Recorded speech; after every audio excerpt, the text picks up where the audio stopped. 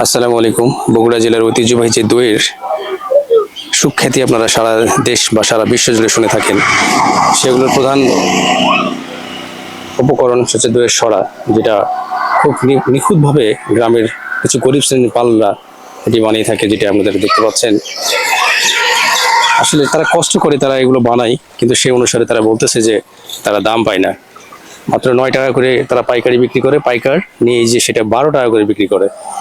এবং এই সরার যে ঐতিহ্যবাহী ডিজাইনগুলো বগুড়ার মধ্যে, সেগুলো আপনারা দেখতে পাচ্ছেন, আপনাদেরকে দেখানোর চেষ্টা করছি। দেখেন কত সুন্দর করে এগুলো বানিয়ে রাখছে।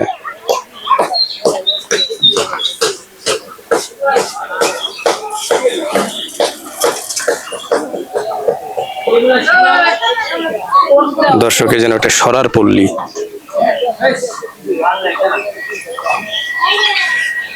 এখান থেকে দইয়ের সরাগুলো চলে যায় শহরে, সেখান থেকে বিভিন্ন প্রকারের বিভিন্ন ব্র্যান্ডের দইয়ের নামের দইগুলো তারা বাজারে সাপ্লাই দিয়ে থাকে।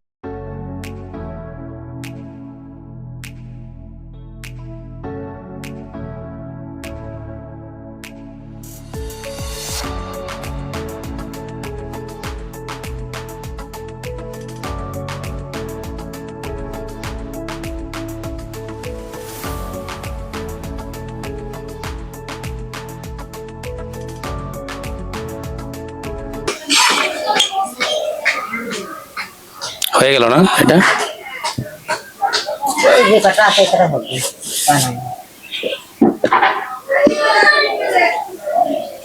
এগুলো শুকাইতে কয়দিন লাগে? লাগে তো 3 দিন 4 দিন। শুকানোর পরে পোড়াইতে হয়? হ্যাঁ, শুকনোর পরে অং দেওয়া হয়, অং দিয়ে ভাটা ছড়ানো হয়।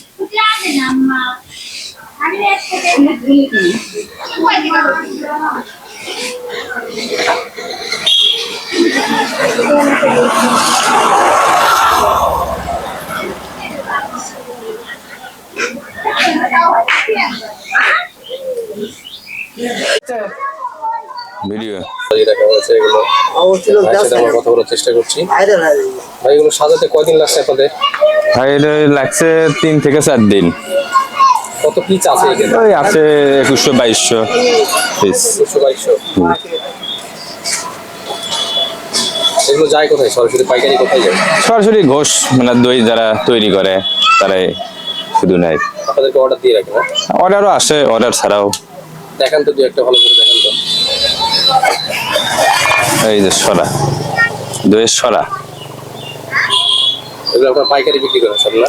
পাইকারি, পাইকারি খুচরা যখন যায় যে নেয় যেভাবে।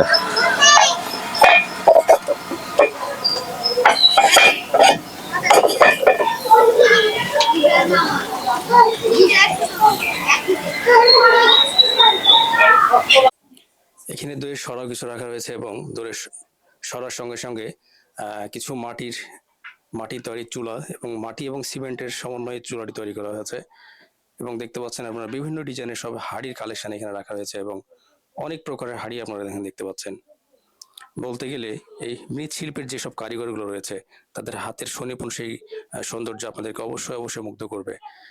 যদি আপনার এটা আরো সুন্দর করে দেখাতে চাই, দেখেন এখানে ছোট বড় অনেক প্রকারের হাড়ি এখানে সারি করে সাজিয়ে রাখা হয়েছে, এবং এর বাইরেই, এই রুমের বাইরে এটি বানানোর চেষ্টা করছে। এবং এখানে কিছু